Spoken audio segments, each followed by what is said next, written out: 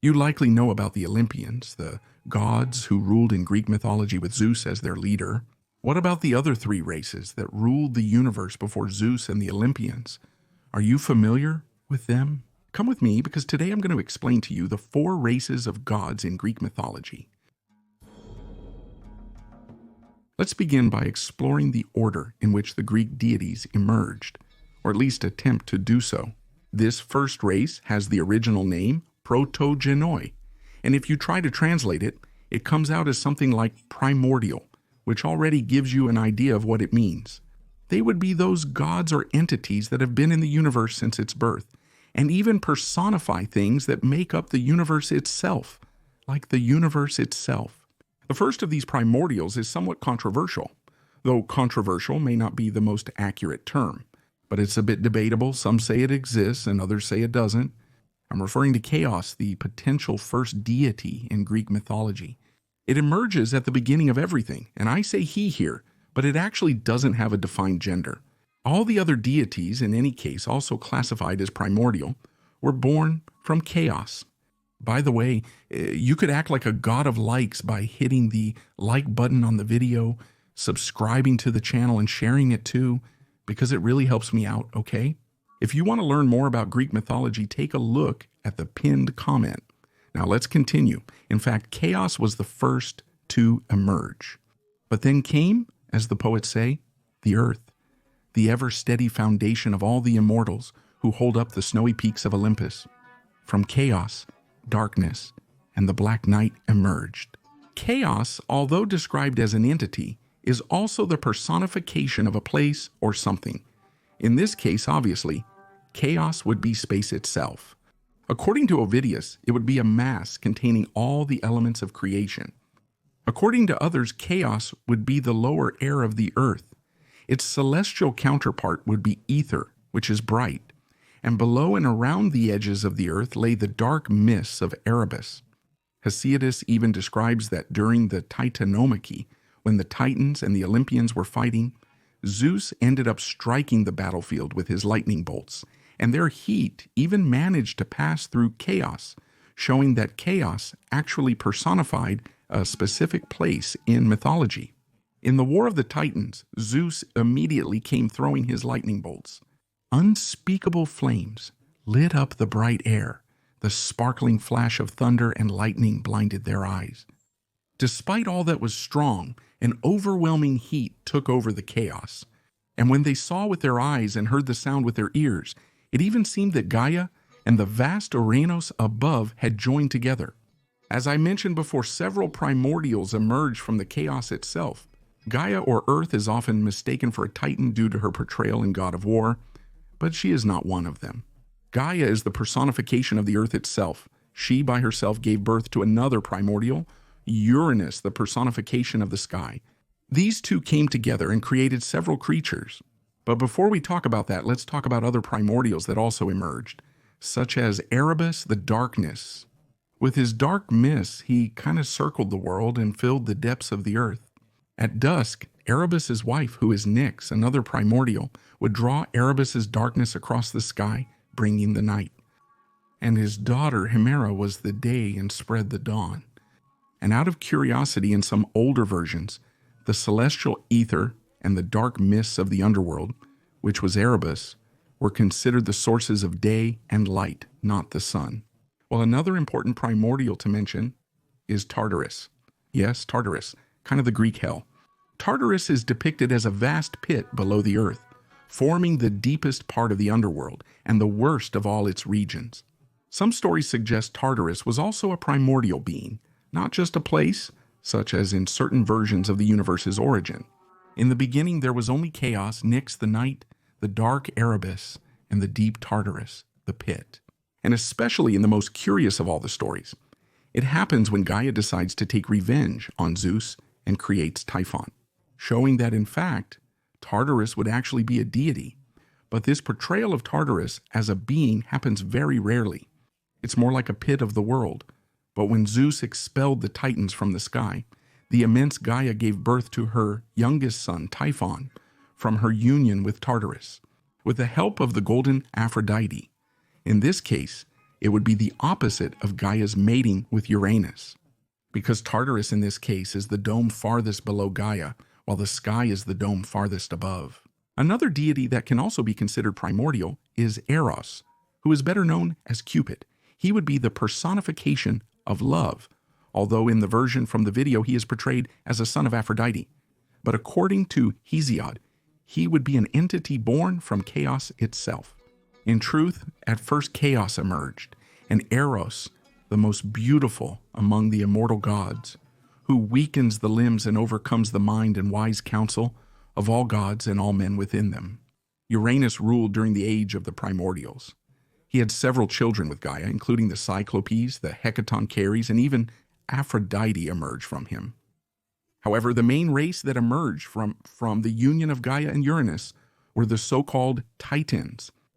Among them was Cronus, who, because Uranus tried to prevent the birth of his siblings by returning them to Gaia's womb, decided together with his mother to come up with a plan to castrate Uranus. With that, the age of the Primordials ended, beginning the age of the Titans. The Titans were the names of 6 ancient gods, and also some of the children of these 6 who ruled the cosmos before the birth of the Olympians. Some of them, in fact, stayed at the 4 corners of the world when Uranus came down from the sky to get intimate with Gaia, and with that, they held Uranus while Kronos castrated him. Well, these Titans were Iapetus, whose name comes from piercing, wounding, or stabbing. He is seen as a Titan god of the span of human life and mortality, mainly of violent death. He will also be associated with craftsmanship skills.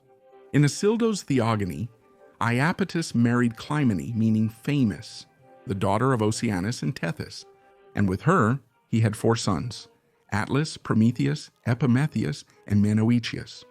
Prometheus and Epimetheus were even the artisan gods and creators of humanity and of mortals. All of these can also be classified as Titans. Well, there's also Hyperion, who would be the one who observes from above. He is the Titan in mythology associated with light and was previously considered a sun god. His wife is the Titaness Thea, with whom he had the triad of gods of the lights of the parts of the day, who are Helios, the sun, Eos, who is the dawn, and Selene, the night. Hyperion does not have a very deep role in Greek mythology, being basically known for his descendants. And he also took part in the revolt against Uranus. Coeus, also called Polos, which can be translated as question or celestial axis, is one of the brothers of Cronus, the Titan of intelligence, and was associated with the celestial axis around which the constellations seem to revolve, as well as with celestial oracles. Meanwhile, his sister and wife Phoebe, whose name translates as brightness, was related to Delphi, considered the axis at the center of the earth and to its earthly oracle. Coeus and Phoebe had 2 daughters, Leto and Asteria, both also associated with prophecy. Leto and her son Apollo inherited the celestial or Olympian aspect of divination practices, while Asteria and her daughter Hecate were connected to the earthly or chthonic side, that is, necromancy. Apollo also inherited his grandfather's association with the North Pole. Of course, he also helped hold up Uranus. Creus, whose name translates as ram, is also known as Megamedes, meaning the Great Lord. Creus is a figure rarely mentioned in Greek mythology, and in the few appearances he makes, it is said that his partner was Eurybia, who is a minor sea deity. He is the father of second-generation Titans like Astraeus, Pallas, and Perseus. Oceanus is one of the best-known Titans in Greek mythology, actually the firstborn son of Uranus and Gaia. He would be the personification of an imaginary river of fresh water, which, according to poet Homerus, would surround the inhabited world. Oceanus was the god of running waters, of the ebb and flow, and the origin of all liquid masses and sources of fresh water in the world. And he was also seen as a god who regulated the rising and setting of the stars, which were believed to emerge and submerge from his watery realm at the ends of the earth. On the shores of Oceanus and on its islands, there were many mythical places, including the realm of Hades. This may explain some of Heracles and Odysseus's feats, who travel across the ocean from one cardinal point to another, as well as the location of the Garden of the Hesperides, the Gorgons, Ogygia, and the Hyperboreans. It's worth mentioning that Oceanus is one of the few Titans who wasn't imprisoned in Tartarus and didn't really like to get involved in conflicts. He stayed out of most of them. There are also some Titans who are rarely mentioned, like Ophion, who was the first Titan king of the sky, according to Orphism. Cronus fought him for the throne and threw him defeated into the ocean current, and Ophion's wife, Orinomi, was simultaneously defeated in a hand-to-hand fight with the Titaness Rhea. To better understand Orphism and its complexities, check out my video explaining it clearly, linked in the card and description. And since I mentioned Rhea here, it's also worth mentioning that all the female Titans, let's say the women, are called Titanides. And another one that's worth mentioning here is Mnemosyne, who was considered one of the most powerful goddesses of her time, because memory, which some believe she represented, is a gift that sets us apart from other creatures. It's the gift that allows us to reason, to predict, and anticipate outcomes in the peace of all civilization. There are few stories about her, and she is often mentioned by ancient poets who talk about her impressive gifts to humanity. Ironically, Mnemosyne was practically forgotten, lost in the mists of time. She is primarily known today as the mother of the 9 Greek muses, goddesses who inspired poets, musicians, and others. Lastly, of course, we have Kronos, the leader of the Titans, the god of chronological time. According to myth, the era of Kronos was considered the golden age, the best of all times. But it turns out that Kronos ended up kind of making the same mistake as his father. He started devouring his own children out of fear of losing the throne. One of his children ended up escaping with the help of Rhea. That was Zeus, who came back, freed his siblings, and together they defeated Kronos and all the other Titans, thus starting the Olympian era. After Kronos was defeated by his children, the 3 main ones, Hades, Poseidon, and Zeus, divided the universe among themselves, and in doing so, they also divided the rule. Poseidon ruled over the waters and the seas. Hades ruled over souls in the underworld, which included both paradise, like the Elysian fields, and Tartarus. Zeus commanded the skies, and to an extent the earth too. These 3 together, along with their sisters, except for Hades, who stayed in the underworld, Demeter and Hestia stayed on Olympus, and that's why they were called Olympians. Among the Olympians, the 12 main ones included Poseidon, who was the Olympic god of the sea, earthquakes, floods, drought, and horses. He was depicted as an older man, with a black beard, very strong, and holding a trident. Hera was the Olympian queen, goddess of marriage, women, the sky, and the stars of paradise. She was usually depicted as a beautiful woman wearing a crown and holding a royal scepter with a lotus tip, sometimes accompanied by a lion, cuckoo, or falcon. Zeus, the king of the gods, was also the god of the sky, weather, law, order, fate, and royalty. He appeared as a strong and majestic man with a robust figure and a dark beard. His usual attributes were a lightning bolt, a royal scepter, and an eagle. Demeter, the Olympian goddess of agriculture, grains, and bread, who sustained humanity with the rich abundance of the earth. She reigned over the mystery cult that promised its initiates the path to a blessed afterlife in the realm of the Elysian fields. Demeter appeared as a woman, usually wearing a crown, carrying sheaves of wheat, a cornucopia, and a torch. Aphrodite was the goddess of love, beauty, pleasure, and reproduction. She is depicted as a very beautiful woman, often accompanied by the winged god Eros. Her attributes included a dove, an apple, a scallop shell, and a mirror. In classical sculptures, she appeared nude. Apollo was the god of prophecy, oracles, music, singing and poetry, archery, healing, plague, disease, and the protection of youth. He was depicted as a handsome, beardless young man with long hair and attributes such as a crown of flowers and a laurel branch, a raven, and a lyre. Ares was the god of bloody war, courage, and civil order. In ancient Greek art, he was depicted as a warrior or a man, even with armor, a shield, and a spear. Artemis was the goddess of hunting, wildlife, animals, and later the moon. She was also a goddess of childbirth and protector of girls until the age of marriage. Her twin brother Apollo represented, I may not have mentioned it, as I talked about many things regarding Apollo. I may have neglected to mention that he later became the sun god and protector of boys. Athena was the goddess of wisdom, good counsel, and strategic warfare. She was depicted as a warrior, basically, wearing a long robe and a crested helmet. And also the famous Aegis, which was basically the shield with the head of Medusa on the front. Dionysus was the god of wine, vegetation, pleasure, and festivity, and also of madness and wild frenzy. He was depicted as an older god, bearded with a somewhat effeminate face and long hair. The attributes included the thyrsus, which was a staff with a pine cone tip, a chalice, and a crown of ivy. Sometimes Dionysus is replaced with Hestia. Hephaestus was the god of fire, blacksmiths, craftsmen, metallurgy, masonry, and sculpture.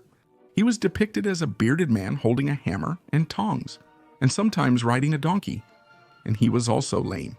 Hermes was the Olympian god of herds, flocks, travelers, hospitality, roads, commerce, theft, cunning, heralds, and diplomacy, and also of language, writing, athletic competitions, gymnasiums, astronomy, and astrology.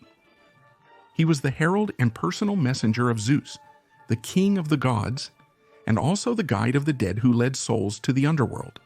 The 12 main gods lived on Olympus, along with other deities like Asclepios and Heracles, who were elevated there after death. There was also the goddess Nike, who was the goddess of victory, Hebe, the goddess of beauty, and also Iris, who was the messenger of the era, and several others as well. Besides these 3 divine races that I told you about, we also have a 4th race of divinities, the Daemons, or Daimones, who are spirits that personify the human condition and abstract concepts, and they made up a large part of the Greek pantheon of gods. Their names are simply nouns in capital letters, such as Thanatos, which means death. And let's start with him, actually. Thanatos was the god or personified spirit of death. And in the case of nonviolent death, his touch was quite gentle compared to his sisters, who represented violent deaths and were also daimones, known as the Keres, spirits of slaughter and disease. He was the twin brother of Hypnos. Charon was the ferryman of the dead and a daemon of the underworld in the service of Hades. Hermes, in this case, would bring the souls that were in the underworld to his boat, and Charon would transport these souls across the river Styx. Some gods that I mentioned as Olympians or Titans can also be considered daimones, like Ebi, which translates to youth, Mnemosyne, which means memory, Nike, which means victory, and also her siblings, who would be Bia, which was energy or vital force, Zelos, which was rivalry, and Kratos, which was power. Nemesis would be the goddess of indignation and retribution for bad actions, and of deserved good fortune. She was the personification of the resentment awakened in people by those who committed crimes with apparent impunity or who had extraordinary luck. Hypnos was the god and personified spirit of sleep. He was the twin brother of Thanatos and lived in Erebus, the land of eternal darkness near the gates of the rising sun. And he would rise to the heavens every night in the company of his mother, who was Nyx. Morpheus was the leader of the Oneiroi, the daemons of dreams. He was the messenger of the gods who appeared in the dreams of kings in human form. Deimos and Phobos were the gods or daemons of fear. Deimos symbolized terror and dread, while his brother Phobos embodied panic, flight, and defeat. They were the sons of the god Ares and the goddess Aphrodite, and they spread fear together with their father wherever they went. Well, there are other daimones, but I think these here would already be the main ones. If you enjoyed this and want to see more divine races on this channel, comment below and remember to like and share the video. And I'll see you next time. Subtitles by Adriana Zanato.